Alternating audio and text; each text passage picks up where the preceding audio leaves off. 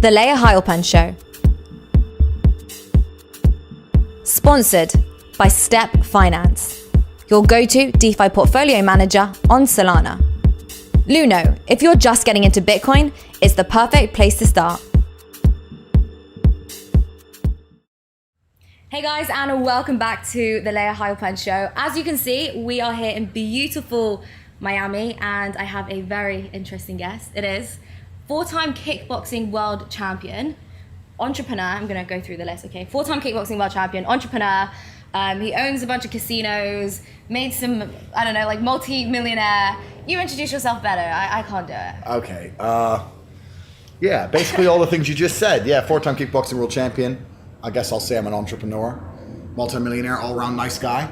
I agree, all-around nice guy. All-around nice guy. And yeah, we're here in Miami, so good to see you, young lady. Good to see you again. It's always good to see you. All right, let's go into this because this is going to be totally unfiltered. I have a bunch of topics that I want to go into. For context, we met about over a year ago, I think it was. Yeah, we've known each other a while. I've seen you out in the Twitter space, like taking over and flexing on them. I've seen your little videos, like is Bitcoin gonna go up or down, and you do well, and you're growing and that kind of thing. So we've known each other a while. Yeah. And ever since we met, I've had a bunch of questions, and I'm not gonna filter anything, no sugarcoat. So I want to jump straight into this. So you might hurt my feelings. Is that what you're saying? Basically, okay. Basically, that's what's gonna happen. You see that? People at home, you see? Don't let the pretty face fool you. She's out here to break my heart, hurt my feelings. So I've got to be careful here. Don't let the tough persona fool you. All-around nice guy. All right, let's jump into this. So one of the biggest things that you're known for is women. And it's 9:30 in the morning. We're talking about chicks. We're talking about chicks. I'm happy to do it. Because look, one of the first things that really confused me about you when we met was the fact that you're not a one-woman man. Okay, that's not completely true. Explain. It's not completely true. I'm not saying I couldn't have and enjoy the company of a single female for eternity. I'm saying, my point is that, truthfully, if we remove all the garbage and the fairy tales, if men are true to their biology, no man is completely and utterly a one-woman man. That's my point. There's a societal expectation which has been placed upon humanity, and then we have a biological and evolutionary imperative, and the male evolutionary imperative is not to have one female. Now, there are some dudes out there who are going to disagree with me, but those are dudes, they got low testosterone, they're not the big G, they ain't got no money, they ain't nothing, right? That's different. But any man who's actually in a position of status, since the dawn of human time, every single king, every single sultan, all of them had more than one chick. That's actually the natural human state. So the point I was trying to make is, even though I am a man of God, and I try and keep myself close to Christ, right? Because I'm such a, we'll get to that. Because I'm such a nice guy.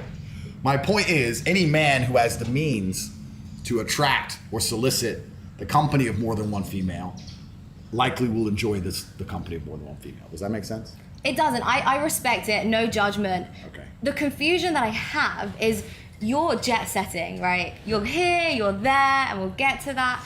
But how does that work, right? Because at the end of the day, women want love, emotion, and attention. And if you're jet setting and if you have multiple women, how does that work practically? I don't have any women.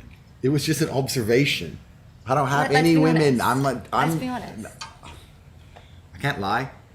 No, I know what you're saying. Women want love and they want attention and those kind of things. And yeah, I travel the world. But I really don't think that it's difficult to maintain a relationship purely based on if the connection is true, then the physical presence doesn't have to be as prevalent.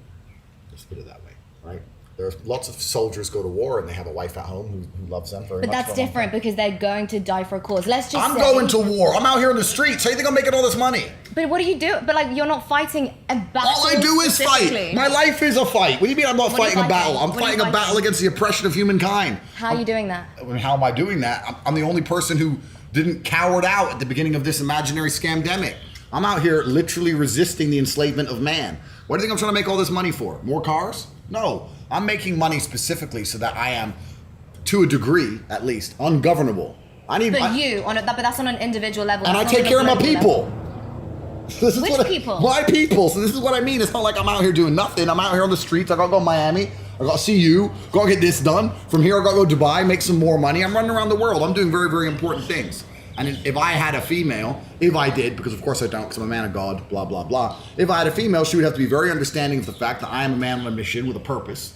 And there are some missions she'll be allowed to come with me on, and some missions she can't come. It's not safe for females out here.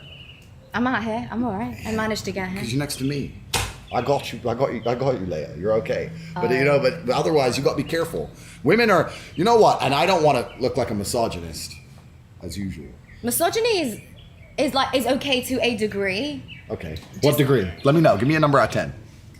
I think it depends how we're defining misogyny, right? Yeah. Like, how would you define misogyny? Realistic. A lot of misogyny is just realism. Like if you're a realist, then to some degree you're going to be a sexist. But is that sexist or is that just being real, right? Because like if it's a fact, yeah, exactly. Then is that sexist? Exactly. So I personally, I don't like traveling the world with women. I think it's one of the most frustrating things a man can possibly do. Why? Okay, imagine you had to travel around the world and you had to take a 3-year-old with you. You'd be like, oh, now you got, where's my 3-year-old? Has it 8? I have to make sure they're safe. Got to bring all their stuff. It's exactly the same with a chick. Me and my brother, we're Spartan, right? We can just go, rock up at an airport. There's no flight for 11 hours. Sleep in the airport terminal. Don't eat, don't sleep. One bag on our back. Old school soldiers. We don't care. With a chick, it's all, I need food, I need water, where's my stuff? My case is 55 kilo. Oh, I forgot this foundation. I need to find this foundation. It's horrible. I do agree. Women, like if I haven't eaten, I'm not good. Yeah. So women are effectively children. And well, no. Yeah, we're not. No, so we're we just got different. there. No. We're just different to men. We're not children. A child couldn't sit here and have this conversation with you. Women have to be monitored and maintained and maintenanced effectively like a child would when it comes to not traveling. like a child. Yeah, same, exactly the same. It's the same. It's interesting. Yeah, listen, if I'm going to go Iraq, Afghanistan, all the places, and I've been to these places, I go with Tristan. We're battle ready. Okay, you hear the AK go off, we start running. Like a chick will all be standing there. Nah, no, that's true. Nah. What would happen if you didn't have Tristan? My life would be drastically different. I think that all men, in fact, I'd say the actual plague of Western nations today is that all men lack a natural masculine support network. I don't think it's just about me having my brother. I think it's the fact that most men out here don't have a genuine masculine support network. They don't have men around them that they can not so much confide in, but men hold other men accountable. It's very easy to be brave when every man you talk to is brave. And it's very hard to be brave if none of the men you speak to are brave. But what would you do if you didn't have Tristan? Well, then I'd have to get a masculine support network outside of Tristan, which I've already done and created myself. So it does exist. But I don't think it would completely change who I am, but certainly having my brother was important in my formative years because if somebody didn't like me or something didn't like me, it didn't matter because me and my brother, we didn't care. We're big, we're hard to kill. It doesn't matter if you like us, right? So one of the things I like about you is that you didn't come from money. Correct. And so you're very real. Thank you. My pleasure. I'm gonna take that as a compliment. Thank you. You are real. Thank you. You did a video where you were like, I'm out camping. I don't need all the luxury. I don't need all this ambiance. Yeah. So people don't know that. So talk to me about that. Growing up, was it Luton you were born? No, so I was born in Washington, D.C. Oh, America. Yeah, and I left when I was 9, and I grew up on a council estate in Luton. In Luton. Yeah. You grew up on a council estate in Luton. Council estate in Luton, yeah. And from the ghetto. Yeah, that is the ghetto. That is the English ghetto. So talk to me about that though. What was that like? And how long were you in that kind of situation? Yeah, so I left America when I was around 9, and I lived in Luton until the age of 26-ish. Oh wow, till you were 26. Yeah, a long time, yeah. But I was kickboxing, right? My fight gym was there, and I was fighting from there before I finally managed to get out. But I grew up in a council estate in Luton, and I'm so thankful for it. The best possible thing that can happen to somebody is to be born broke and become rich. If you're born rich, life's terrible. If you're born broke and you stay broke, life's terrible. But to be born broke and become rich is a beautiful thing. Because truthfully, money really isn't all that interesting. What's interesting about money is thinking back to all the times you had no money. I love to go spend $25,000 for dinner, not because the money. $25,000 for dinner. All the time, yeah. All the time. We're in Miami. Where you been? Great places, but I'm not putting down $25K for dinner. Because you're a chick. And females don't pay anything for anything. They don't. In Miami, they don't pay anything. Yeah. Unbelievable. But anyway. women don't have to pay, right? But there's certain places you can definitely do that. And the point is, the food isn't worth it. And it's not worth 25 G's, but the whole fun of it is just thinking back to when you never had 25 grand in your life. I never had any money in my savings account. I was completely flat broke. So it's the juxtaposition that makes it interesting. There's no light without dark. So I love the fact that I was poor. Those are in some ways, they were some of the happiest times of my life. Life was simpler back when I was poor. I'm not going to buy into more money, more problems. I'm not going to say that being rich isn't fantastic, because it certainly is. However, when you're broke, you have a very simple, singular focus, which is what it should be, just to make more money. But now my focus is more spread out because I really do not need to make more money. That's the one thing I do not need more of. But there's so much more to this story, so I'm not going to let that go. So there was hardship, right? And your dad wasn't always around. There was a story with like the hair. He gave you the whole haircut, and he told you hair doesn't matter. And all this like really formed you. Yeah. I want to hear about it. I want to hear about the hardship. Okay. Well, the hardship, my whole life was hardship. And to some degree, I try and make sure my life retains some degree of hardship. My father was the OG. I was raised by probably the best father on earth. I really genuinely believe But he wasn't around? But a father doesn't have to be around. This is the big mistake. This is another big mistake, especially among the conservatives and the tradcons and all this crap. The idea that a father needs to sit around like a second mother to make a child healthy is a fallacy. In fact, I'd say it's detrimental to the child. I see all these dudes out here, they have a kid and they basically become mother number 2. Why? The mother keeps the child alive. As a father, it's your job to be impactful. You need to guide. You need to be a role model. You need to be a superhuman.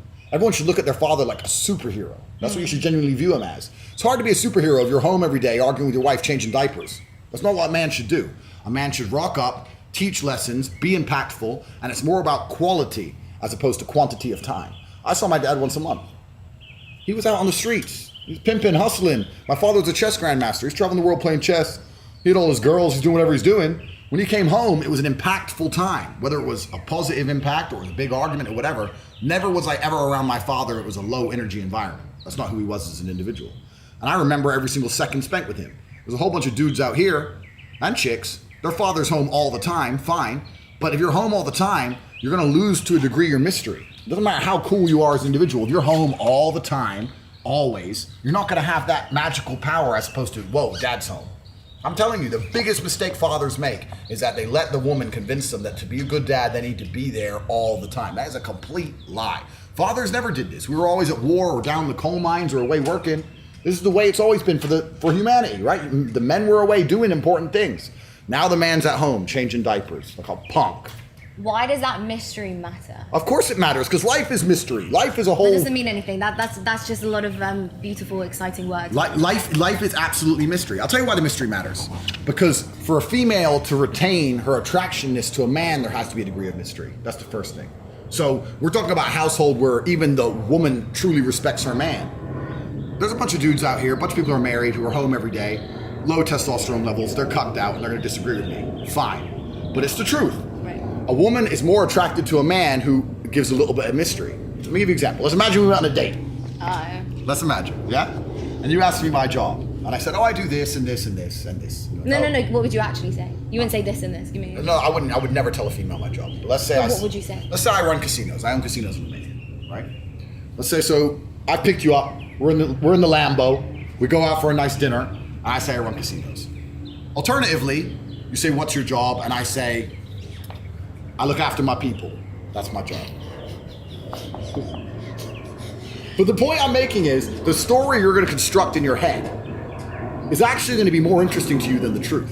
You're going to say, well, my man just 25 grand on dinner, pulled up in a $400,000 car, looks after his people. What does that even mean? And it's going to be more interesting to you. When you watch a horror movie, what scares you is not the ghost that's on the screen. It's the thing you don't see. It's just walking and there's noise, you don't see anything, and then bang, it comes out of nowhere. That's how human mind works. A degree of mystery is extremely intriguing to the human mind. So it's extremely intriguing to the female for her man, it's the first thing. And it's also extremely intriguing to the child for their father. Dad's home. Oh no, the whole dynamic of the house has changed. Everything's shifted. Dad is home. He's been away and now he's home. Whether it's positive or negative, that has an impact on you, has a genuine effect on your psyche. I see so many fathers who walk in the house and the kids are just playing a video game. Dad walks in. They don't give a shit. Is that parenting? Are you a good dad now because you're home every day? That's why all these dudes are punks. No one can question what I'm saying when it comes to being a father or parenting, because I was raised in a very specific way and I'm one of the greatest men on the face of the planet. So I know it works. I'm the product of it, right? So if I had a son, it would be my duty to be out here, traveling the world, making money, having impact, being a fantastic individual. That is the primary focus of my existence, as opposed to sitting there with my boy all day, every day. I can come home every 2 weeks with a story. Boom. And he'll be like, Dad's the boss. It's like, yes, Dad is the boss. Is there a minimum or like a maximum? So for example, you said just come home every 2 weeks, your dad came home every month. Do you think there's an amount where you could be away too long? No. Really? Not really. I mean, it's hard to quantify in a very, very specific, Yeah. quantifiable way, right? It's hard to quantify. But the point is, if you make a large enough impact, you could see if I had a son, I could see him once a year. But my son should want to emulate me. He should want to be me. He is me. So I have to live a lifestyle which is worth emulating. This is the difference between kings and peasants. And this is the problem with the world today. 99% of the men, including 99% of the men who are going to watch this interview, all the crypto dorks, all these dudes, all these losers, they're peasants. They have a peasant mindset. When a king had a son, he wasn't staying at home changing diapers. He was conquering new lands and going to battle for the name, for the bloodline, to set an example for his son to graze into, right? Dad's out here, he's conquered this, he's built this castle, he's out there, he's slayed those people, killed those people. I'm the next, I gotta go do something. That's how a king raises a son, by example. A peasant raises a son the same way a female raises a son. What the fuck is this? Not parenting. That's not being a dad. It's not being a dad. This is all new age garbage, and it's the femme-centric mindset, which is controlling men to the point where they can't be honest amongst themselves. And I'll tell you another thing, and this is a study that's been done. The higher your testosterone level, the lower your natural interest in babies. This is an actual study. I can imagine that. Yeah, it's a study. And what happens is when a man sits around a baby all the time, his testosterone level naturally decreases because it makes us more tolerant of the screaming, of the crying, woman's moaning. It's hard to be around all that crap when your testosterone level is high, right? So, especially as a man, if you decide to be a second mother, to some degree, you're chemically castrating yourself. You're losing your superpowers anyway. If you have a high testosterone level, you should want to see your children, you should love your children, you should protect your children. I'm not saying you shouldn't love them. I'm saying you should pick them up, have fun with them. Wow, love you so much, been 2 hours, I'm out, see ya. That's how a father raises kids. He doesn't sit there all day, every day. That's new age garbage. It's not real. But given what women want out of a relationship. Women don't know what they want. Ah, here we go. They don't. Women want things women think they want things and then they get them and they leave the dude. Women don't have a clue what they want. I want a guy who's sweet and sensitive and takes care of my needs and thinks about me, blah, blah, blah.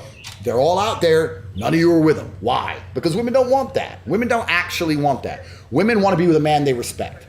Women are only going to enjoy the time with and end up feeling in love with a man they genuinely respect. And unfortunately, to be respected, some of the qualities are detrimental to the overall relationship's, let's say, happiness. I know loads of women who are with a dude they hate, but they respect him. Like, he makes me so mad, but he is the G. And they stay with him, as opposed to the woman who's like, well, he's so nice to me, but and leaves. So women need to respect you as a man. How's a woman gonna respect you as a man if no other girl wants you? How's a woman gonna respect you as a man if you're putting her above all your boys? How's a woman gonna respect you as a man if you're not here in the streets making money? How's a woman gonna respect you as a man if you don't respect yourself or other men don't respect you? Respect is linked to fear. How's a woman gonna respect you as a man if people don't fear you?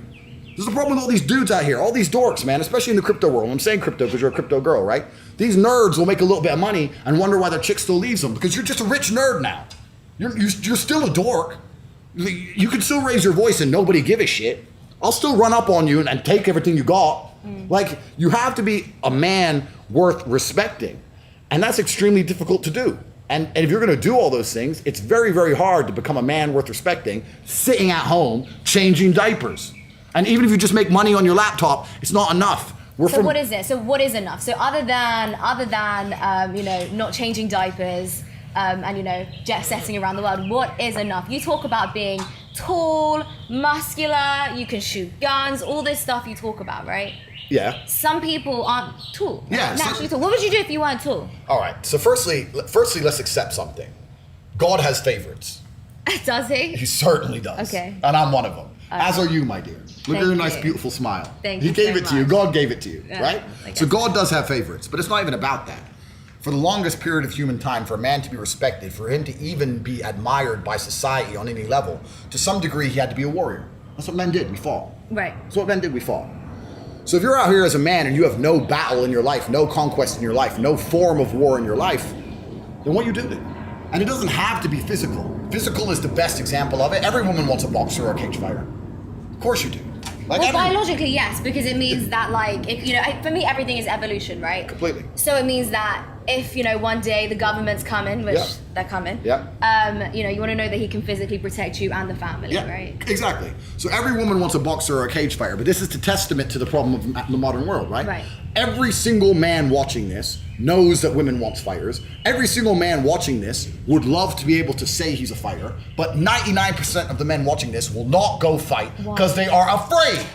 They're all cowards. They'll make up every excuse under the sun. Oh, I was busy with my Bitcoin. Oh, You're all a bunch of pussies. They are pussies, all of them. That's all they are. They're pussies. And women can smell that. So if you want to have a woman who truly respects you, you need to put yourself through war in some form. Now, what most men do is they avoid physical confrontation because they're cowards, and they start doing physical confrontation. This is why men are so obsessed with money, because it's a degree of conquest. We can no longer walk the earth and conquer land, right? It's not like the olden days where we could just walk around as the Romans and just chop somebody up and take their land. So now we conquer the land financially. This is why men will work so hard to be a CEO and give up his whole life just to be a CEO, because then he gets to feel like he's conquering something. Men have that innate desire for conquest. So that's the second best thing, I guess, is to get rich. I mean, it's not a bad thing to be rich, certainly not. But if someone were to say to me, look, you have to build the archetype of an individual, you have to build a man from the ground up, and he has to be respected by both men and women, he'd be a dude getting in the cage, kicking the shit out of people. And every man knows this, and every man can do it. But they're all just pussies. We suffer from modern society, and all of its problems suffers from the fact that we are plagued by monumental cowardice amongst the male population. All men are cowards. They're cowards. It's literally mind-blowing to me, the level of cowardice we're forced to endure. Everyone's a pussy. Everybody. Why though? Why? Because they've been deliberately designed to be pussies. The femme-centric systems has deliberately installed frames in their mind. Which femme-centric systems? Every single system is femme-centric. That's quite interesting, because there's obviously the idea that we have this patriarchy, which I don't believe in, but now you're literally saying it's the complete opposite. Oh, it's absolutely. We have a matriarchy of the system. Oh, completely. Name a system which doesn't favor the female. Every court of law, the justice system, the legal systems, it all favors the system. It all favors the female. Even men, we biologically are designed to favor the female. I'm telling you, if you're a police officer and you turn up and a woman's crying, you instantly, to a degree, think, oh, this guy might be. There's a degree of guilt, because we are designed to protect females. Is how we feel, right? So all the systems are femme-centric. And the culture is femme-centric. Everything we just talked about, a man, how he's supposed to raise a kid, that's going to be mind-blowing to some people. And they're going to think, this guy's crazy. I should be at home changing diapers. Bro, you're supposed to be a warrior. You're supposed to be a warrior. You're at home changing diapers? Okay, so there's this meme, which is, bear with me, what is it, like, strong men create, strong men create good times create weak men create bad times. Correct. And so on and so on. Correct. Are the strongest men of history, were they at home changing diapers? Did their wife tell them they weren't allowed out? Because we have a kid and I need help, or was he out there getting shit done? And this is the point. So a lot of the things I say, people may disagree with them. People may say, I don't like the idea of that. Even some women may sit there and go, oh, that's wrong. There's a whole bunch of beta males who are going to try and pretend it's not true. But it's the absolute reality of Earth. It's the absolute reality of Earth. It's the truth, right? And it's very, very hard to be a man worthy of respect if you're going to stick to these femme-centric systems. We're suffering from monumental cowardice on every level. The entire male population, from the complete bottom to the absolute top, is corrupted by cowardice. Let's talk about something you mentioned earlier, the scam. Sure. You guys know what we're talking about. I don't want to raise any red flags here, protecting the good old algorithm. Sure. So you have some interesting views on that. You, as soon as everything started and everything was shutting down, picking my words very carefully, you started running, basically, you and your brother. Correct. So I hold the record, and I will state this here publicly. I am sure I hold the record for the quickest reaction to the lockdown, because there's a lot of people now who understand that the things we were told were not necessarily true. It took them a while. What is not true about what's going on right now? All of it. Can you be more specific? The danger factor, the number of people who are affected by it, the reactions that we take and how they should have a positive effect, everything. It's all a psyop. Every single level of the entire, I'm trying to be careful with my words, every single level of the entire environment is corrupted. Because we live in a world now where everything is corrupted. I was saying this to someone the other day. There is nothing fair or just about the world anymore. Every single system, from the police to the judges to the governments, the tax, even the World Health Organization, even the doctors, all of it is corrupt. Head to toe, all of it is corrupted, all of it. So the whole thing is a scam. And I like to think I hold the record, because at the very, very, very beginning of lockdowns, all the people now who are anti-mask and anti-lockdown, they all complied. They all cucked out and got scared. Ooh, the cold. And me and my brother, we put it on Twitter, you have to timestamp. Within 3 seconds of this garbage, we're on planes flying to Sweden and Belarus because they're the last countries without lockdown. And that's basically because we took the brave choice. My brother and I sat there and had a conversation. We said, this virus might be the real deal. We might get really sick. Oh, you actually thought for a moment. Well, back then it was when the people were dropping dead on TV, the Italian hospital's full. It looks like a real deal, right? Stuff was coming out of China. Yeah, it looks crazy. Yeah, okay. So how do you know what to do? But me and my brother concluded, well, we don't know what to do. So let's take the bravest possible choice. Because you can't hide from a disease. It's going to be here forever. It's going to get us eventually. So let's make the bravest choice. Let's die like men. Let's charge at the gunfire. Because we're not cowards. Turns out we went to Sweden for 2 months in a wide open country, partying nonstop while everyone else was locked in their houses, and we realized, oh, everything's fine. Now, if every other man did that exact same thing, we wouldn't be where we are 2 years later.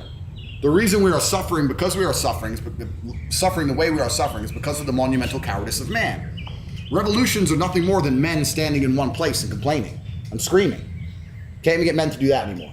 Too busy. They're too busy. They're at home with the kids. Oh, my wife said it's my day to babysit. But it's more. Peppa Pig. It's no, more than that. Yeah, no, it's so much more. That's funny you say Peppa Pig, actually, because Boris Johnson was talking about Peppa Pig the other day. Boris Johnson, listen. No, but other than children staying at home with the family, how do we stop what is all of going it? on? Leia, my dear, it's all of it. This is what I'm trying to say. We just started this interview and you said it's unusual that I say a man should have more than one female, right? To you, no, not unusual.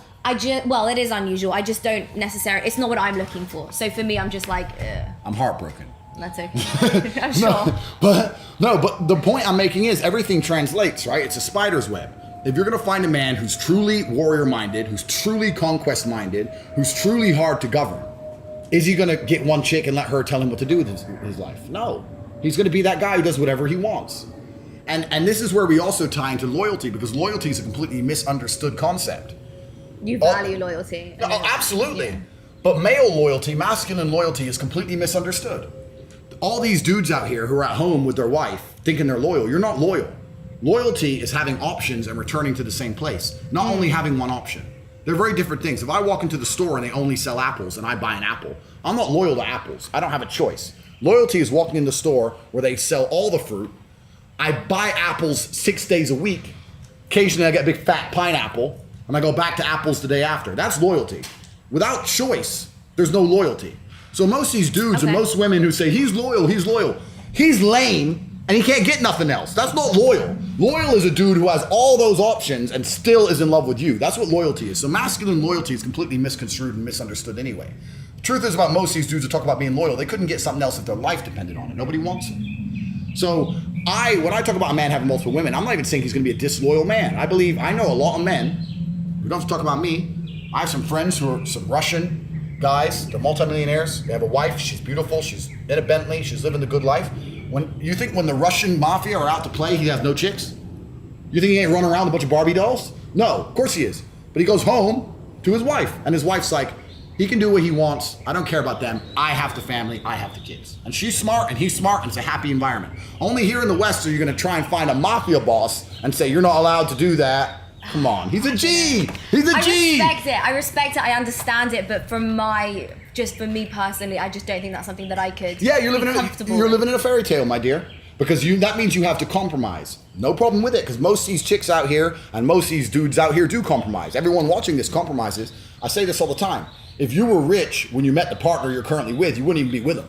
You think you love your wife. No, you don't. Because if you were a multimillionaire, you wouldn't have ever even got with that chick. So everyone to some degree compromises. If you're saying that I value sexual exclusivity above everything else, that's fine, but you're gonna have to compromise. If I want the most reliable car I can buy, I can't go into the Ferrari garage and say it has to be reliable. They're like, go buy a Toyota then. This is what comes with a Ferrari. You get the performance, you get the beauty, sometimes it breaks down. That's how it goes. That's what comes with a Ferrari. If you want a top tier man, he's gonna do certain things. And most women intrinsically know this.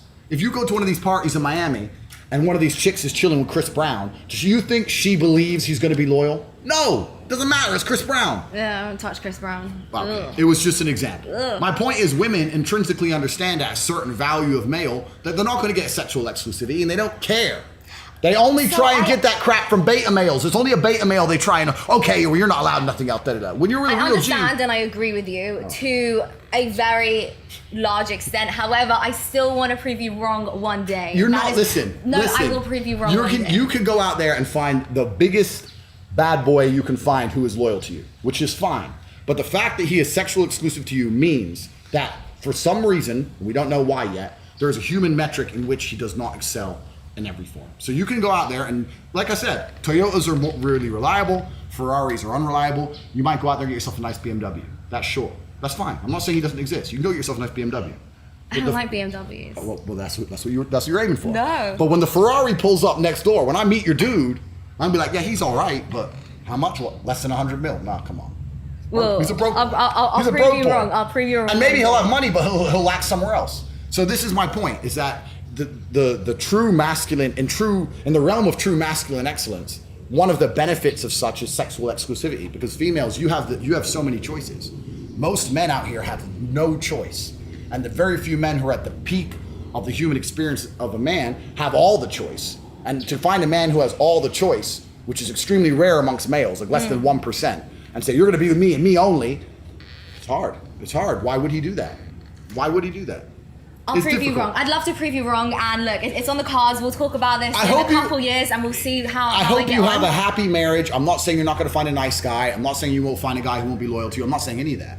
I'm saying that there's compromise. I understand. We'll see. There's compromise. We'll see whether we compromise. There's compromise. I want to go back to talking about the lockdowns and everything like that, right? Sure. Because it's getting absolutely crazy. Yeah. There are a lot of people hate when I say this, but I believe it, so I'm going to say it. There are a lot of resemblances with 1940s in terms of us and them 100%.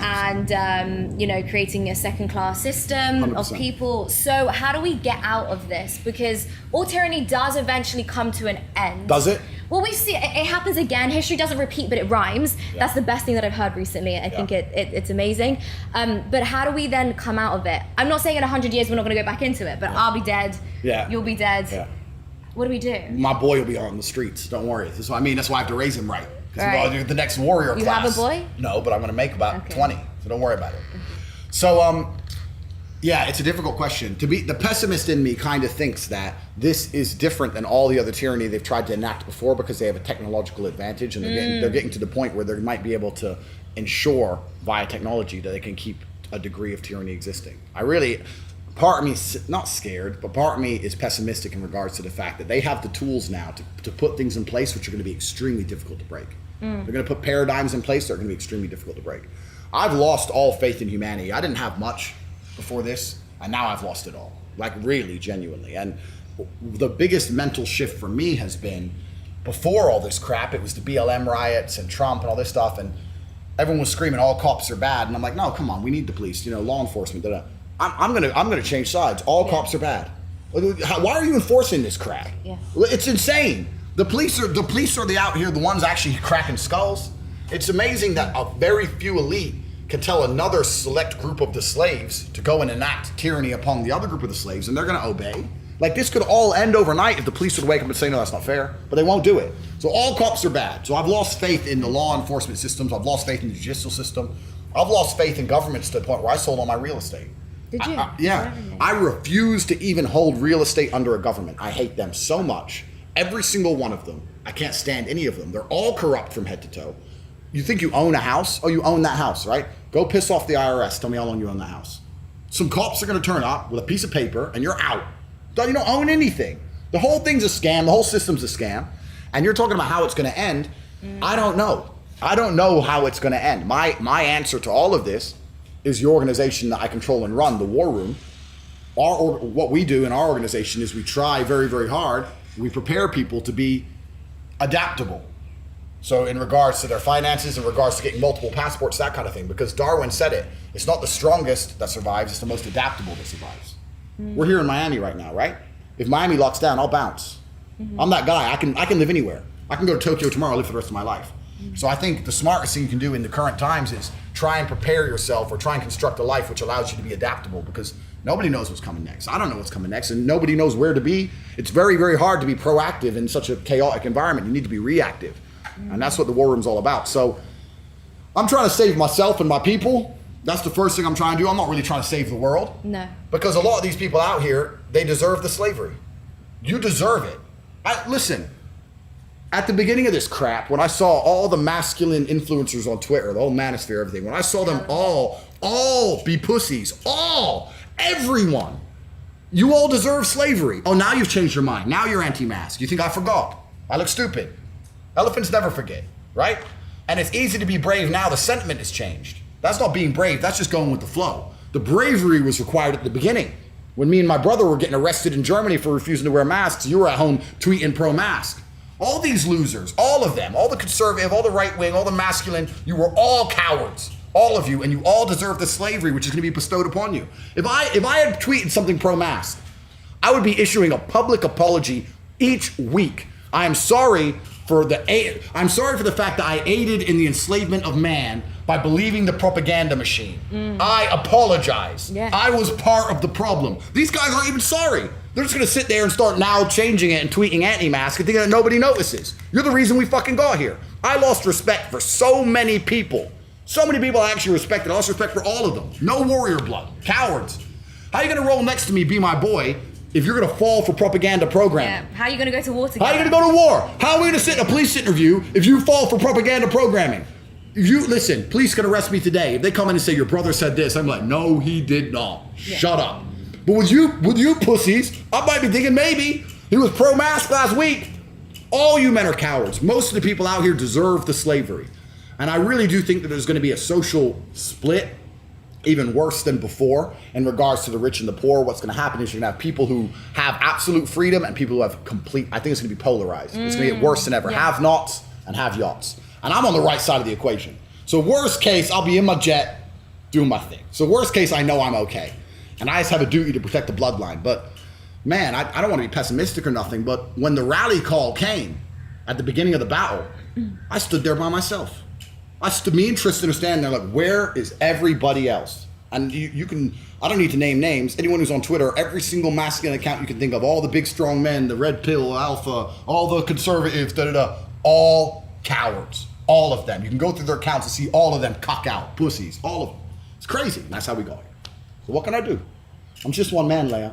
I know I have these superhuman powers. I know I look like that guy, but even I have limits to my abilities, baby. There's only so much I can do. I think you're totally right. What we're gonna see is like the middle class just gone, right? Completely. It's gonna be the absolute freedom. Have-nots and have-yots. Have-nots and have-yots. There you go. I want to be part of the have-yots. That's the goal. You will be.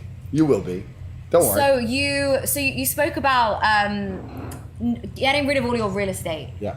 And I understand that, and I really understand the pessimism you have and the like the deep hatred towards the system. I understand it. Yeah. You said something really funny actually a few years ago. You said to me when you had nothing and you were living in America, they couldn't help you. But as soon as you left, the IRS knew how to get hold of you. Oh yeah, they knew how to call you. Oh yeah. They know how to find your ass when you owe them money. Yeah. But it's never, like if they owe you money, it takes months and months and months to turn up, if ever, right? Yeah. But if you owe them money, it's like, woohoo, you better pay us. The whole thing's a scam. It's like the entire financial system, which we can discuss at length. Yeah. Our entire financial system is designed to steal wealth from the poor and just turn it into numbers on the screen of the rich. Destruction by design. Yeah, the whole thing is corrupt. And when you understand the system, you understand that the system is rigged to a point where most people do not stand a chance to ever win. So let's talk about this. In what way is it rigged? It's rigged because, and we can go down the economics of it all. Yeah. But my very basic premise of it is that there's a whole bunch of people out here who are effectively slaves. And when you're a slave if you have a job in any form, effectively. Some slaves are better paid than others, but most people are slaves. In the days of slavery, what would happen is the slave masters would use control and aggression and influence to convince you to do work for free. So what they could do is they could get work out of you with something that they can generate from the sky, right? They can be aggressive from the sky, influence from the sky, a couple bullets are cheap, whatever it took, and they could get your labor. Now we have the exact same thing, but they just use fiat. They use fiat money. If the people in charge of the world can print unlimited amounts of said thing, and you'll give up your life for certain amounts of said thing, then they own you. They control you. Oh, you need $100 to do this. Print. Off you go, slave. It doesn't matter. It's not real. So who cares? So the entire world's a slavery system to some degree. Maybe you can make enough of those dollars and buy your freedom, as I have, right? But in general, it's a slave system. And anyone who's out here who still believes, because it seems to be there are some people who still believe in like saving up and save my money, and if I'm really diligent and I get a mortgage and in 28 years I might own the property. Man, it's a trap. All of it is a trap. Have you ever met a rich person, asked them how they got rich, and they said saving? No. No. This is the biggest. Sleeping floors. I worked so hard. I sleep so many floors. And I saved it. And I didn't have that morning coffee, you know? Oh, complete lie. And everything they teach you about financial literacy is a lie. Everything they teach you about wealth creation is a lie. Everything they teach you about what you're supposed to do with your money and how you're supposed to think is a lie. They get your ass in debt at the very, very beginning. So how did you realize all this? How did you realize all this? God has his favorites. No, how did you realize all God this? has his favorites. God can instill potential into an individual, but doesn't mean that the individual is going to fulfill that potential. Something in the environment has to happen. I operate with divine purpose. Absolutely not. So how did you realize all this? I just, I've always my entire life. So my father was a chess grandmaster. I was a chess player. So at the age of 5, I was Indiana State chess champion. And when I was 8, I was on my way to becoming a FEDE master. So I was one of those child chess geniuses. I never actually ended up becoming a chess master because we moved to England. My father stayed in America, blah, blah, blah. But I've always been good pretty good at analyzing the chessboard. And even from a very, very young age, I just understood, and I don't know exactly where I got it from. I understood the world is a scam, all of it. I was walking to school one day, walking to college, sixth form, with my 4 friends, and a Ferrari went past. And I was like, bro, how do we get one of them? He's like, oh, don't know. I said, what do you mean don't know? Doesn't it bother you? He has 400 grand for a car. Doesn't that anger you that he has 400 G's for a car and our parents are broke or on a council estate? They're like, I guess. That's the average man. Like the average man has no fire inside of him. I'm 16. I couldn't sleep for 3 days because I saw a Rari. I was like, I want a Rari. I want one. Yeah. Now I have 4. Right? So this only is 4? Only 4, but I have 22 cars as a whole. So only 22? Only 22. Sorry. I'm sorry. No one for every year you're born. I hope you meet a rich man one day later. But this is the exact point, right? So I always had the fire inside of me, and what happened is, growing up in Luton especially, all the Asian boys who are driving these fast cars, when you go to a petrol station 3 in the morning and a Lambo and a Rari pull up, you know they're dealing drugs. Yeah. You don't look at them and go, he worked hard in school. No he way. Got that A. No, exactly. So I always had an intrinsic understanding that the only way to truly get rich is to break the system in some degree. So when I was going to school and the school was trying to purport the system, they're trying to convince me that the system is the best way to have a successful life, I was sitting there going, but everyone's living the life I want broke the system. I don't believe in any of this. The final straw for me is I actually did very, very good in my A-levels. I was supposed to go to university. I got an A in business after only 3 of the 5 tests because I aced every single one. I did this advanced test, this distinction, got a distinction in this, and I was offered free university in the UK in Ascot. Wait.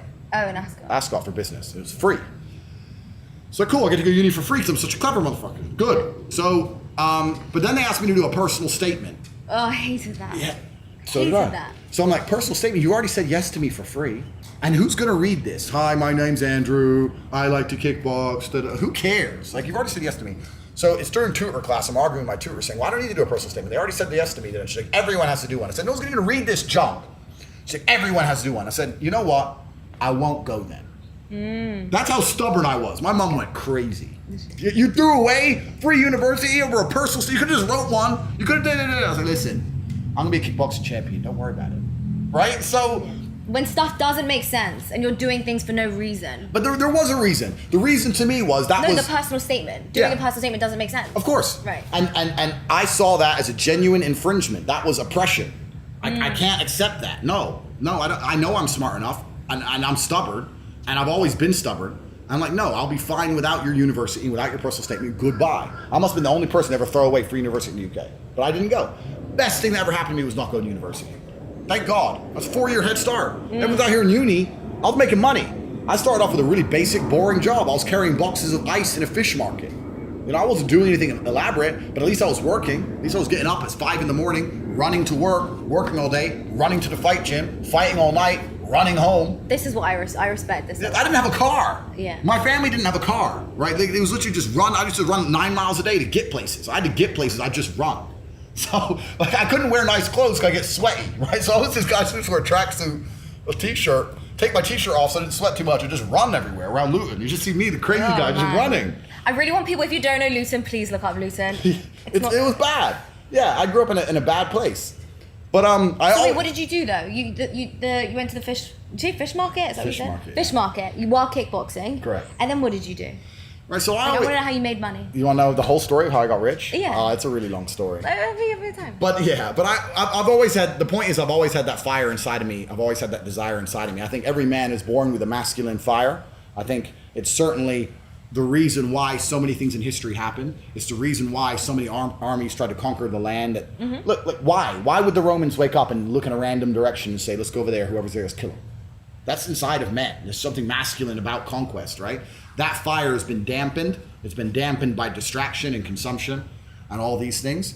But for me, I think the fact that I was so broke, I couldn't really distract myself. I couldn't consume anything. I couldn't buy anything.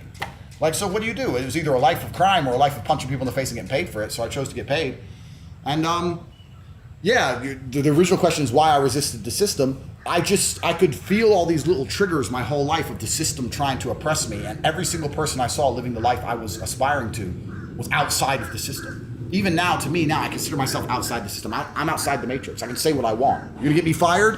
Who are you gonna do? You're gonna go get me fired. Anyone who's triggered by this, get me fired. Good luck. Yeah. Like, I love living outside the system. I always aspired for it. So that's the simple answer. I really think that I have to be careful what I say on YouTube. Yeah, I don't want to get us taken down, no demonetization. Yeah, I have to be careful what I say on YouTube. But any man out here with any kind of money, you have my network, which is the War Room, which is the premier network in the world. And besides us, I don't think there's anything else. But you need to be very, very understanding of the fact that if you're going to stay inside the matrix and be a fully law-abiding citizen for the next 10 years, you're going to get crushed. Yeah. You're going to get crushed. You need to either get another residency to another country. You need to get political connections. Yeah. I'm telling you, everyone saw my Twitter during these lockdowns. I traveled to 30 countries during lockdowns. Yeah, you partied. I partied, yeah. I And saw so it. all because I knew somebody. I know somebody everywhere. I had a guy in Russia who get me a business visa through his company to go to Russia during That's the close. I know everybody, right? So with my connections, my network, and the number of passports I have, which is in excess of 10, I can do whatever I want. On those passports, how does it work? Okay, so Like, is your actual name on it? this is YouTube, my dear. I want to know how it works. This is YouTube. Can you tell me after? Can you tell me? You can tell me and then tell me the rest after. No, but it's No, kind of... I want to know how it works. You can give I'm me. not, give all right, I'm you not, give me the okay. subtle. Give me the subtle version. Okay, so I'm not plugging my organization, but one of the first things we do in the War Room is we have a specific section and a construct that helps people obtain multiple residencies. Okay. And the reason that's so important is because if you only have one passport, then one government has jurisdiction over your life. Correct. And I don't trust any of these governments. Now, the idea of living off-grid is outdated. The idea you're going to go to some hut in the forest and sit there with a bunch of guns and that, it's not real, right? The New World Order's here. We're all plugged into the system. The best thing you can do as opposed to living off-grid is to live on as many grids as possible.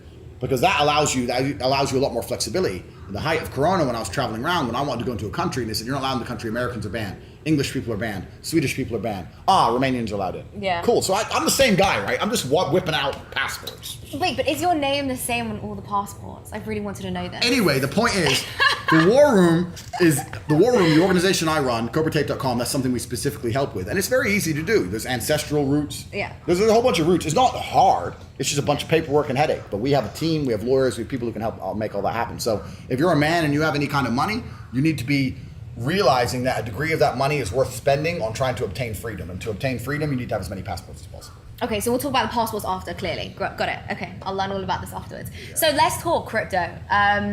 You were very rude about the crypto people. Okay. Am I rude? I don't want to be rude. I don't want to be rude about crypto people. Yeah. I like them. I'm a crypto people. Yeah, you're a crypto person, yeah. And I'm not... I know a lot of crypto guys who are cool. I have a lot of good friends. Yeah. I've made a load of money with crypto. Yeah. I love a pump. Chainlink, right? Yeah, I bought like loads. Yeah. I caught Sol at like $6. Blah, blah, blah. Yeah. So I love crypto, and I love a crypto pump. Everybody does. When I say detrimental things about the crypto community, the point I'm trying to make is that many people out here, especially men, are not prepared for wealth. And when I say they're not prepared for wealth, they haven't been through the struggle that's going to allow them to become a man of caliber before they find money. They haven't done the running to the fish stall, running to the gym, getting punched in the face for money. They've never done that. So what happens when a 19-year-old kid catches a crypto pump on some junk like Shiba? Now he's a millionaire, fine. But a few things have happened. First, his ability to work hard has now been destroyed. He'll never work hard again, right? Because look how much money he made with blind luck. You think he's ever going to go out there and get a job and take a pay of 50 grand a year and really dedicate? Never. Even if he lost all that money, the only thing he could ever think to do is to just try and get another pump. He's a gambler now. He's effectively a gambler for the rest of his life. So his whole work ethic's been decimated. That's the first thing. The second thing that happens when someone like him catches a crypto pump is because he has no life experience, no real world experience, no struggle, etc. He's now, Tristan calls them geese. Geeks? Geese. Geese? Yeah, like geese. Okay. You femise the geese. And femise is another word he made up, but you just femise them. They're femisable. Femise them. He made it up. I don't know what that means. You no do matter how know. many times you You're say a it. chick. You know what it means. No matter how many times you say a made up word, I don't know. Femise is you turn up with your pretty smile. Okay. Oh, I love you. He gets femised. He gets taken out of the game. He gets femoosed. Whipped. Yeah, whipped. Like he has no caliber. He's no character, right? He's got money, but money is nothing more than an amplifier. Money doesn't change who you are. And the problem with most of these crypto dorks is that they were dorks and now they're rich dorks, but you're still a dork. Still a dork. Yeah, money is just an amplifier. I'll give you an example. Lambo pulls up. Yeah. Nerd gets out. Now he's a super nerd. Oh, some tech dork. He has a Lambo. Who gives a shit? He's a nerd. Lambo pulls up. Big man gets out. Now he's a mafia boss. So the point is that the Lambo is not what makes you a mafia boss. The Lambo, if you have all the other qualities, will amplify your qualities into that sphere. It's an amplifier. Money is an amplifier. And the point I'm making about wealth and crypto when I insult these guys is that a lot of these guys don't have any of the qualities they need to be amplified. They don't have anything worth amplifying. If you're a man and you've made a bunch of money on crypto, the smartest thing you can possibly do is understand that the traditional paths to wealth, pre-crypto, taught you a lot about being a man. If I had to make millions the old-fashioned way, I'd have to learn to negotiate, I'd learn how to handle stress, learn how to work really hard, learn how to network. I'd have to learn so many things. These autists don't need to learn none of that. Just MetaMask, they don't know anything. So my point is that they've missed so many lessons on the path to wealth that wealth used to teach. This is why women used to respect money so much, not just for the money, but you knew you were talking to an ambitious, connected, smart, intelligent man. Yeah. Now you can meet a man with money and he's none of them things. He's literally none of them. You just call it a crypto pump. It's a unique atmosphere we're in. It's temporary, but it's unique. And when I insult the crypto guys, like, look, you have millions and millions of dollars. You need to get some masculine accountability, not the plug, but the war room is the exact kind of thing you need to be in, or you need to go down to a fight gym, et cetera, et cetera. You need to learn all the lessons you missed on your path to wealth. And that's why when I insult crypto guys, that's what I mean. Because I'll tell you something. I've been to these crypto events, blah, blah, blah, blah. I'm the only real G. Okay, maybe some of them have more hundreds of millions of dollars than me. Cool. I'm the only one who ain't scared. I'm the only one who'll throw down the street. I'm the only one who, if a gun came in the building, would be looking to take the assailant out. Everyone else would be running like girls. You think money makes you something? Money doesn't make you anything, especially not in the harsh reality of Earth. In the real harsh realities of Earth, bravery makes you something, not your money. Your MetaMask ain't gonna save you if some dude rolls up on you with a blade and decides to stick it in your fucking neck. It's garbage. So these men aren't men. They're amplified dorks. And now they're all over Twitter with their little NFTs and their little cartoon faces thinking they're something. I bought this NFT. You still don't matter, G. You still don't matter because you bought an NFT. And that's the whole problem with the crypto world, is that none of them are actually very impressive people in real life. And that's why I insult them. But I don't want to insult them in a negative way. I'm trying to inspire you guys. Look, you have the money now. Use that money to upgrade your character. Increase who you are as a man. You know, there's networks and things you can join. There's places you can go where you're going to have to genuinely be held accountable and struggle and suffer and go through some trauma so you can walk with some pride, as opposed to looking like a complete geek. There's no need for that. You said something interesting. You said when you're lifting weights in the gym, that's your day off. Yeah, it's my day off. Because when I'm lifting weights in the gym, that's a day off because I spent my entire career getting punched in the face. I had 87 professional fights. And for the majority of those fights, I didn't even make any money. A couple grand, maybe. I was flying around the world to fight some crazy Kazakh in Armenia for like 6-7 G's. Coming out with my hand broken, my face busted up. Like, I've been to hell and back. And okay, yeah, it was self-inflicted, but genuinely, it's one of the best things that ever happened to me. I thank the Lord I spent my 20s engaged in constant combat. I don't know how there's a full-grown man out here. If you're watching this, how are you a full-grown man past the age of 30 and you've never once had the balls, once ever, to get in the cage in a fair fight against a worthy adversary, and you walk the earth without shame? I'd be ashamed as a man if I spent my entire 20s, the height of my masculine powers, the height of my ability, and never once did I have the balls to go and meet somebody in fair combat. Ever once. Oh, well, I was busy. Busy doing what? You spent so much time on Pornhub, you're a liar. Never busy. Cowards. All cowards. And the crypto community is man, I'm telling you, I go to some of these crypto things, I look around, just say you're all just so famoosable. I could Aikido everybody in this fucking room, no one could even stop me, it'd be a bloodbath. It's a joke. It's a joke. What's the problem with Pornhub? Well, I don't want to get into a side career I used to run, I don't go down that path. But the problem with Pornhub, I'm not one of them anti-porn dudes, I know that conservatives are, whatever, I don't really care. But like everything in life, if it's consuming your mind and consuming your thoughts, then you have an issue. And this is the world we live in now. There's a whole bunch of these crypto dudes, especially, who can't even attract a female with all their money. Isn't that crazy? They have all the money in the world. I think it was you that said something interesting. I can't remember who it was, but it was someone said it doesn't matter how much money a man has, because women still fall in love with men that are broke. Completely. No, and also, you know what the biggest thing about money with girls is? Because people have this idea that money is going to help you get girls. Let me explain how money and girls works. Tell us. I'll tell you. And I'll let you know if you're right. I'm right, baby. Let's go. Women love spontaneity. That's the first thing. Money facilitates. Women love fun. Money facilitates. Women love a man who's respected. Money facilitates. So money can help with certain of the things that women find attractive. It's very rare, unless she's a hooker or a gold digger, that women are very, very interested in the actual number of how much money you have or spend. But what women don't want is you lacking the ability to be spontaneous, or lacking the ability to be respected because you're broke, or to feel like she has FOMO, she's missing out on doing certain things, she can't go certain places that her friends go because you're broke. She doesn't want that, right? So it's not the money in and of itself that attracts her. It's the certain options that it gives you as a man that she can find more attractive. I think that's the biggest thing about it. But here's the thing about money most people don't understand, is that for the most beautiful women on earth, the reason they don't really respect your money is every guy they talk to has money. You're never going to go on a date with a broke dude. So every single place you go, you don't pay.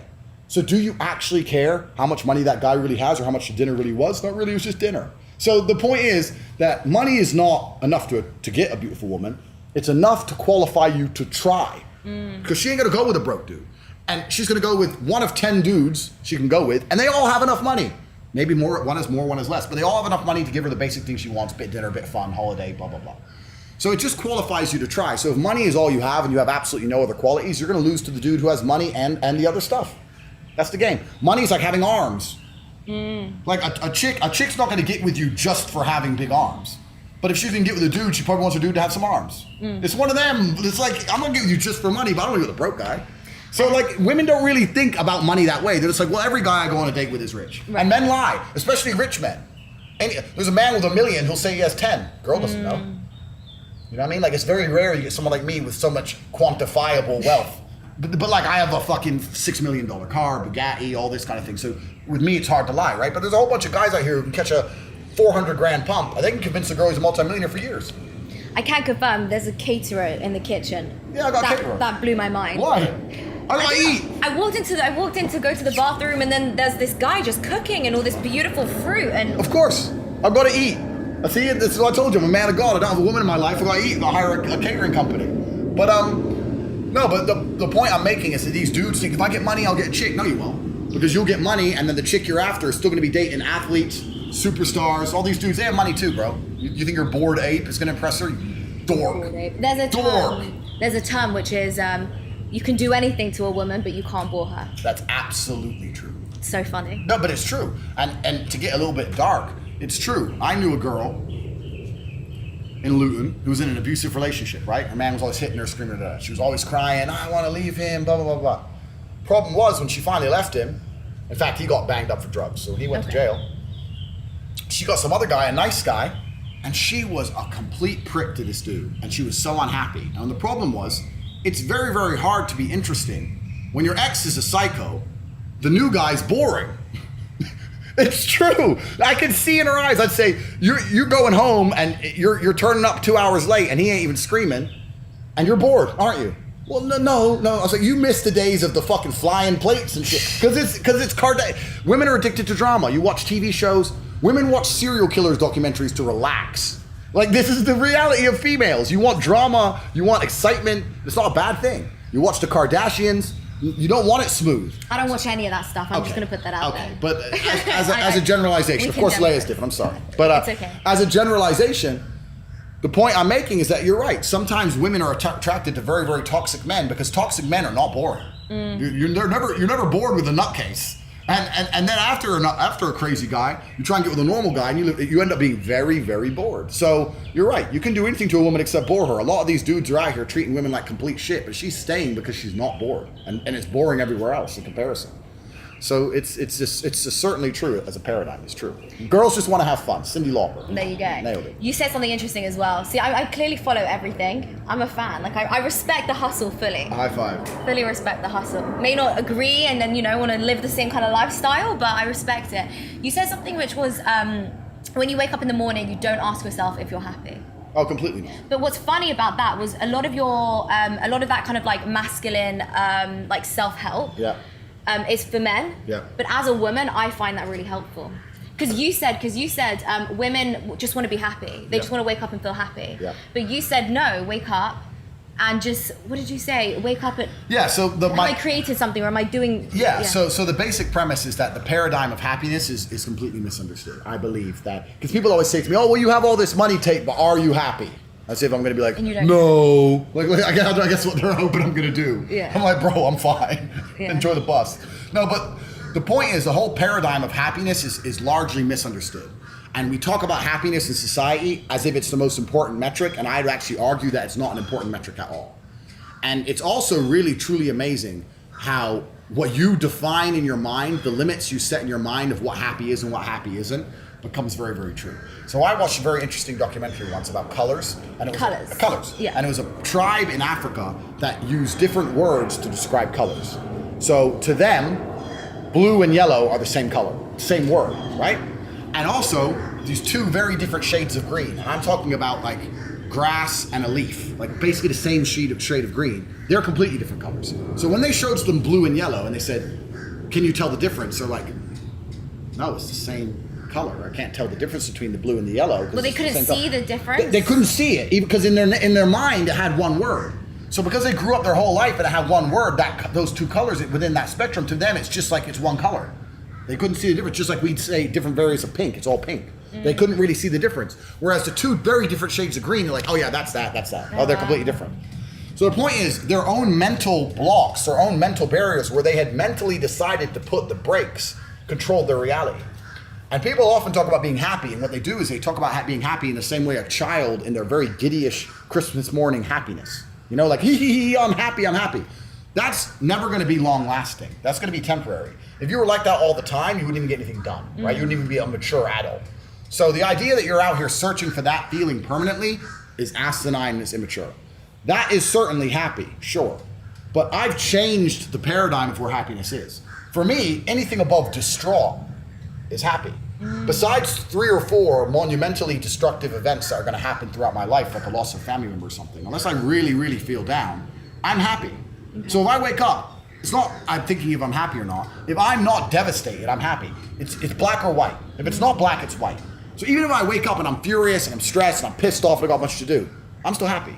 I've decided I'm happy. My happiness barrier isn't this little giddyish at the top. My happiness is everything besides feeling distraught. That's how I've designed it in my mind. So I describe myself as a happy person, and I don't really put much merit on my feeling of the day. I've got things to do. I'm an adult. I get my shit done regardless of whether I'm super happy or slightly less happy. I'm still happy and I still perform, and that's it as a whole. So when I meet guys that go, oh, I want to be more happy, I'm like, bro, that is a stupid, destructive way to try and live your life. To constantly self-analyze and compare your happiness to how happy you were at another period and how you're going to get happy again, trying to get to the top 1 percentile of happiness. It's stupid. It's not real, right? You understand where I'm coming from? Yeah, I agree with you, but I think what's funny is that a lot of this kind of advice is given to men, and you'll say like a woman doesn't need it, but I find a lot of value in this kind of advice. I prefer men. So they say that women give really bad advice, right? Yeah. They say they give terrible advice. Yeah. I don't necessarily agree or disagree, but I seek out advice that men give to other men for myself. Good. Because I think that a lot of the advice that men give to other men is going to be harsher, more logical, and less emotionally led. But I say this all the time to guys who message me and saying they're not happy. I say 2 things. I say, firstly, you shouldn't be measuring or be concerned with how happy you are. Shouldn't be something that's in your mind or something you're even thinking about, right? You've got other things to think about and other things to do. That's the first thing. The second thing is, wait.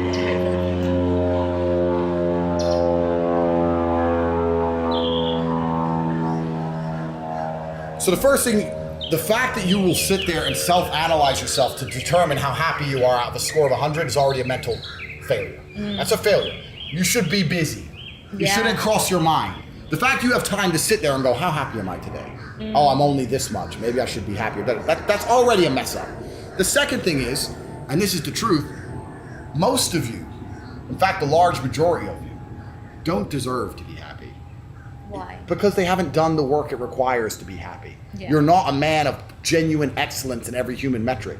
You don't deserve to be happy. You're sitting at your computer with your Bored Ape and your NFTs and $4 million, but you're fat and you're boring and you stink. And you expect yourself to be happy. You don't deserve to be happy. You don't deserve it. You haven't worked for it. Beauty lies on top of the mountain, my friends. You have to climb it. You have to get all the way up there to see the peak and its amazing view. Let me tell you something. I'm happy because all I've done is suffer.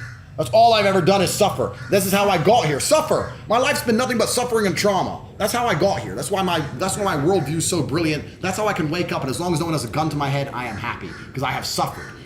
You, ladies and gentlemen, haven't suffered enough. And if you haven't suffered, you're never going to be happy. Happiness lies atop a mountain. If it's just laying all over the floor and anyone can pick it up, it has no value.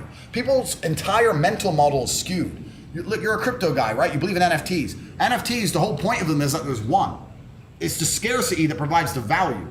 If things are not scarce, there's no value to it. Yeah. Right? So it doesn't matter what it is. It doesn't matter if it's financial. It doesn't matter if it's even a good body, right? The fact that a guy has big arms, the reason that has value is because it's rare. If every dude naturally had big arms by default, it wouldn't have a value. So you're talking about happiness as if it should just be laid all over the floor. If everyone could pick up happiness without trying, you still wouldn't be happy because it wouldn't have value, and you'd be aiming for you'd be looking for a new attention of happiness. You'd be looking for something else. You just raised the paradigm. And people who are out here trying to find happiness without trauma and suffering, those are the guys who get addicted to drugs, alcohol, all this crap, because they're trying to find temporary happiness. You're gonna find happiness through pain. That's where happiness comes from as a man. And I know you say you take some of my advice, et cetera, et cetera. I love male advice. Yeah, perfect. But it's the struggle that adds the value to things. The reason I'm gonna love my cars so much is because I had nothing. And now I have them. Walked 9 miles. I walked 9 miles. Now I get to do it in a Lambo. It's beautiful. If I was born into money and was just given a Lambo for my birthday, I wouldn't even appreciate it. Yeah. That's the reality. So most of you men out here don't even deserve happiness. You come to me talking about happiness you don't deserve. And you know you don't deserve it because you're a coward and you're lazy and you're weak. You don't deserve happiness. It's good you're unhappy. That's your own mind telling you you need to do more. Because if you were genuinely making an impact on the world and exerting your entire masculine force out into the universe, if you were genuinely doing that, you'd find happiness. So if you're sitting there feeling depressed, it's because you know you're lazy. You know you're not working very hard. I don't want to rant on your podcast. No, it's good. I'm enjoying it. It really is just like the whole idea that like good doesn't exist without evil, right? So good doesn't exist without bad. Yin and yang. 100%. Yin and yang, light and dark. We don't want to feel, what's the exact saying? We all love the sun, we don't want to see the rain, but you can't have a rain. I've not heard this I saying. can't remember. We all love the sun, we don't want to feel any pain, but you can't have a rainbow without a little rain. Something like that. But no, this is as old as human time, right? And the whole people, especially men, if you have this paradigm in your mind that you should just be happy by default without trying, without working, without any kind of struggle, without any negatives in your life, and you're just going to be a happy person and you're always just going to be laughing and giggling in the top 1%, that's asimine. It's not real, and it's a stupid mentality to have. I don't care how happy you are. You have work to do. If any man comes to me and he's looking for guidance, I say, I don't really care how happy you are because you're fat. You got work to do. Come talk to me when you have a six-pack. Otherwise, I don't care. You have too much to get done to be talking about happiness. Most of you men out here have so much to get done before you talk about happiness. It's amazing to me how little work the majority of people out here are doing. You're a full-grown man living in a transitionary period of humanity where the entire financial system is broken and trillions of dollars are created from the sky, and you don't have a single million? You don't have one? They're everywhere. Like, how are you gonna be a full-grown man and not be a millionaire? Like, are you dumb? How many, just to go off on a side bit, how many millions are too many millions? Because when we met in London, something that I haven't forgotten, which I thought was hilarious, was you and your brother said to me, look, 20 million is good, right? I don't think you need more than 20 million in life. If we have 22 million, we have an emergency meeting and we sit down and say, how can we blow those 2 million? Yeah, completely. So no, I think 20 we've raised the bar. 20, I thought it was funny. 20 to 30 million is enough, right? Anything above that, I believe the money no longer has value and it's better to spend it on a human experience. That's what I believe. Because If you have 30 million or 40 million, your life's not going to change. If you have 30 million or 100 million, your life's not going to change. Your life's the same. So I'd rather just spunk all that money on human experience and amazing things and try to get the best out of the physical world we live in. That's what I personally believe in. So that's enough to survive. But it also depends. There's some people who are out here. I see a lot of crypto guys and a lot of other people. They're talking about generational wealth. I'm going to save my Bitcoin. That they really want their children to be rich. I don't want my kids to be rich. That's another mindset I have. I really want to die taking most of my money with me. I do not want rich children. Really? Absolutely I agree not. with that, but what do you, I understand why it's obvious, but in terms of your money, what would you do with it? You don't just give it, I mean, you don't just give it to some institution, some bullshit charity. Nah, nothing like that. So what I'm going to do is I'm going to financially incentivize my children. So they're going to have the ability to be, so when I used to have to run to the gym and suffer and fight, and at the end of it I still didn't have food, my boy's going to go through all that and he's going to fight, and then I'm going to give him some money. But still he has to suffer, still he has to fight, still he has to win, still he has to run to the gym and back, etc., etc. The worst thing you can do for a child is raise them rich. And so that's the worst thing you can possibly ever do. So I have no interest in that whole generational wealth crap. But yeah, I find it. But you do want to build generational wealth. You just don't want them to have an easy life. You want them to. Yeah. You don't want them to suffer exactly how you did. Correct. I want them to suffer. I want them to suffer a lot. A lot. Yeah, but maybe in a slightly different way. Right. But I'm going to make sure they go through a lot of pain because what makes them man. It's what makes him a character, right? It's extremely important. But I really find it remarkable when I meet men who say they work hard. And I'm not being elitist. I'm not being a horrible guy here because I'm from the streets, right? I'm from the ghetto. I'm not talking about if you're a taxi driver or whatever, and you've been a taxi driver your whole life. I'm not trying to sit here and shit on you. I'm not trying to do that. I'm saying that, especially if you're a younger man and you have access to the internet and you're paying attention to the things that are going on in the world and you do your studying and you're not hard to do some work, blah, blah, blah. If you're not afraid of work, I find it amazing there's guys out here who are still broke. Really? How can you be poor in the modern society that we live in? Like, there's money everywhere. There is. It's literally everywhere. Like, so when I see a dude and he's like, oh yeah, man, I'm broke, I just look at him and go, you're not trying hard enough. You're not trying hard enough. Yeah. You're simply not trying hard enough. I can do it from a single mother, effectively, from a Luton council estate to ultra high net worth individual. Then I refuse to accept that others can't do it. And people will say, oh yeah, but you did this or you had this, blah, blah, blah. Perhaps. But I don't operate within that realm. I'm not going to be softer on anyone else than I was on myself. Of course. If I held myself to such a crazy high standard and I was so accountable and so difficult and so hard on myself, why am I going to be soft on you? I was extremely hard on myself. I'd go sparring for 4 hours, and if I got hit once, I was furious. You want to be hit more? No, I don't want to get hit. No, you don't get hit. Ever. Okay. I want to just whoop ass. I don't want to get touched. Yeah. Right? I got hit once. I couldn't sleep for days. I was absolutely a perfectionist. Right? And then there's dudes out here who are just sloppy. Right. Just sloppy with their entire life. They're just sloppy. And they're like, oh yeah, well, just wear the mask. They deserve what's coming. Right, they deserve what's coming to them. Slavery. They're amateurs. We are really living in a paradigm shift where the professionals of life, and when I say the professional, I'll explain what that means in a minute, but the professionals of life are going to genuinely excel, where all of you amateurs are going to fail. Most people, most men especially, they live their life like complete amateurs. I don't understand how they even function. They don't know their own passport number. They haven't memorized it. Men aside though, like people in general. They're amateurs. Sometimes I do wonder how people have gotten to certain ages and how they're even functioning. Yeah. Getting offended by very simple things. I'm just like, how have you gotten to an age, lived your whole life? How on earth are you functioning if that's going to upset you? Absolutely. I don't understand how that even exists. Amateurs, and that's how they stay inside the matrix. Right. You need to exert a degree of professionalism. That's what I was saying earlier about the crypto kids. If you have money, great, fantastic, you've ticked that off. But there's a whole bunch of other areas of professionalism you need to excel in. You can give me any firearm on the planet right now, I'm going to hit the target. You can give me any car in the world, basically, I'll outrun the cops. Like, I'm that guy. You need to become that guy. It's practice. You need to go do it. But these dudes just don't do it. We're suffering from cowardice. We talk about all the problems in the world. It's easy to talk about them all. But you can narrow them all down to the exact same thing. Cowardice, masculine cowardice, all of it. All of this is masculine cowardice. That's all it is. And man, I see full-grown men out here like wearing a mask. You're scared of air? You're scared of air? Bro. It's the biggest dating filter there is. I'm just like walking around Miami, oh, he's got a mask. The medicine. Sorry, the medicine. Let's beat that out. The medicine. Yeah, but it's incredible. It really is incredible to me that that's the paradigm shift we live in. And And it's amazing to me that some of the things I say are seen as so controversial, because I don't think I say anything that controversial. I'm saying, look, have some balls, do what you want to do, stick to your imperatives as a man, try and get rich, and try to some degree live with a life of freedom. That's all I'm trying to say. See, I really agree with you, and I don't think anything's that controversial, but before we started this, you said that you do piss some people off. No, I piss a lot I of don't people really off. understand why. I've got to be honest, I actually don't, because I don't think anything you've said is unfair. But what I do is, see, I am a soundboard. And what I do is I annoy the majority of men, because if you're going to talk to me or listen to me or compare your life to mine, nearly any man on the planet is going to a degree be inferior. So you need to humble yourself.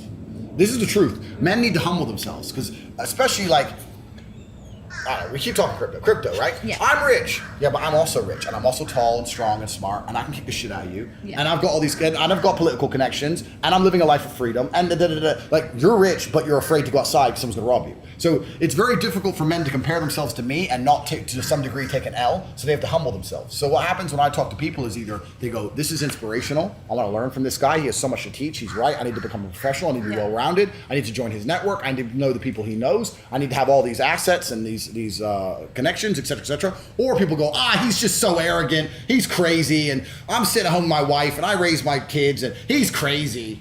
But no, I'm not crazy. That's just a defense mechanism. It's defense, mate. It's cope. That's cope. It's hard cope. It's cope. And lots of dudes have cope. It's kind of amazing. There's also something that's primal amongst men that women probably don't really know about. But as a man, when you meet another man who you know can kick the shit out of you, it bothers you. Even if they don't want to admit it. So even if I meet a dude and I'm really polite, I'm like, hey bro, nice to meet you. Yeah. Part of them's kind of like, fuck this guy. Oh no. Because they know I'll mess him up. He knows I'll mess him up. And it's something intrinsic about masculinity. It's kind of like when some girls hate girls who are prettier than them. Not all girls, but some girls like, oh, fuck that, but she thinks she's pretty. Right. It's the same kind of thing, but it's just violence Yeah. related, right? So there's that aspect. Ridiculous. Yeah, it's ridiculous, but it's primal. And you can It tie, is. and you can also tie into the fact that they don't like people who are richer than them, right? Yep. Men don't like men who are richer than them. They don't- Survival. Yeah, It's yeah, survival. yeah. So when they meet me and I'm more important than them and richer than them, and I can beat the shit out of them, and then I tick all these boxes, they just sit and go, oh, he's crazy. I don't like him, and I don't want him on my podcast. Blah blah blah. I've had people record podcasts with me and refuse to put them out. What did you say? The same shit I'm saying now. Really? The truth.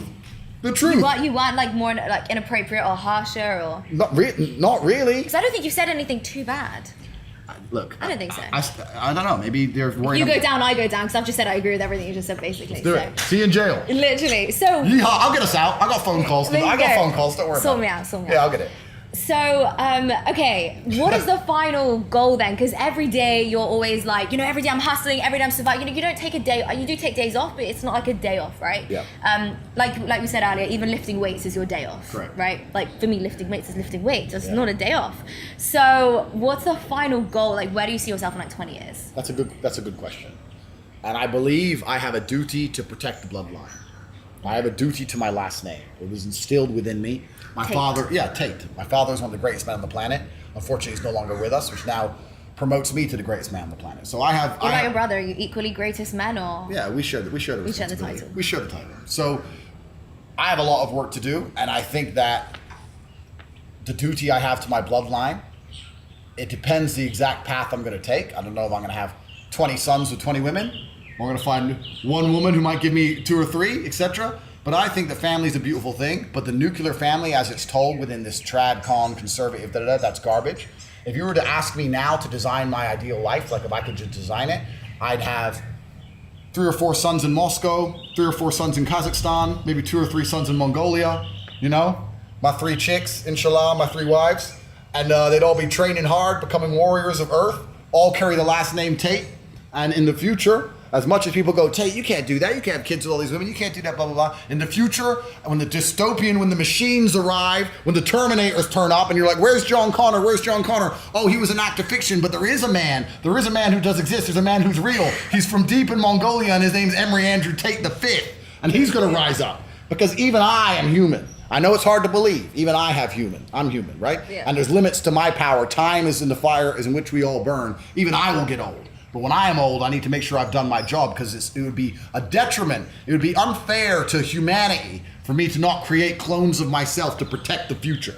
So that's my plan. My plan is to protect the future via my offspring. That's my plan. Okay. Plug whatever you're doing. So the War Room. Yep. Follow him on Twitter. Yep. He's also got a great YouTube. where you are very unfiltered. There's a hilarious thing about why women should cook and men shouldn't cook, which, by the way, as somebody who's like running her own show, I understand. Am I right? Because opportunity costs. Completely. Do you know how much? But like, again, gender aside, like cooking, you know, opportunity costs. Massive the amount of time I opportunity waste cooking. It's insane. The amount of business calls I could have fit in that cooking period. Completely. Yeah, it's the YouTube is at Tate Speech. Check it out. But I say some things that sound outlandish, like if you're broke, you should never cook. And people are like, what are you talking about? But it's opportunity cost. You ain't got time to waste. I know broke dudes out here cooking breakfast, cooking lunch, cooking dinner. You're wasting how many hours? No wonder you're broke. Like, cooking should be a luxury for the ultra rich. Like, either that or hire a chef. You got stuff to do with your life. You're out here broke as a joke, sitting there with a frying pan. You think that's your plan to get rich? These people have no understanding of Earth. True. No understanding of the world. So yeah, cooking is a massive opportunity cost. If you're a man out here and you cook meals and you're not a millionaire, you're fucked up. You're fucking up your life. So stop. So Tate Speech is the YouTube. At Cobra Tate is the Instagram. Twitter, who knows how long I'll be around. Of Wudan. What is of Wudan, by the way? Because I am of Wudan. Wudan. I don't know what that is. You don't know. I come from Wudan. Again. Wudan is a mystical mountain. Right. I've existed. Can't you tell, Leia, that I'm far too intelligent for the age? Yes. I'm far too intelligent for the age 35. I've existed for 5,000 years. Okay. I'm a reincarnation of the warrior. Do you actually believe you're reincarnated? I don't know if I should say yes or no. So you say the truth? It's not so much about believing. Belief has nothing to do with it. It has nothing to do with belief. Okay. The fact is that I am the last of the warrior class. And whatever occupies me, whatever inspires me to act in the way I act, right? You say I don't have divine purpose. I say divine purpose. Whatever it is, it's ancient. Okay. Right? And for 5,000 years, whatever fire is inside of my soul has wandered the forests of Wudan in battle against evil. I understand. The ninja shogunate. You understand? Understood, yeah. Okay. So, all right. Following. So there was in ancient times, there was a ninja spirit which is engaging against the evil samurai, and that is the spirit which is inside of me today. So I descend from Wudan. Wudan. And when I talk about the bloodline, it is my job to instill the same warrior spirit in my offspring. I will not have sons who are too busy buying NFTs and saying, oh, I made a little bit of money, and have skinny little arms and go to crypto conventions and be dorks. I will not have nerds as children. I refuse to have a nerd carry the name Tate. If my son is a nerd, one of us has to die, him or me, and I'll challenge him to mortal combat. Jesus Christ. Do you mean that? That's a bit of an exaggeration, but it sounds cool, right? It does. Sounds cool. I understand it. Andrew, thank you so much for chatting with me. You're welcome. It's always really fascinating to hear your perspective on things. And yeah, I appreciate it. And honestly, I really respect the hustle. Thank you very much. Thank you. Yeah, that's everything. Yeah, thank you. Guys, thanks for watching. Don't forget to hit the subscribe button, hit the like button, and we'll see you next week.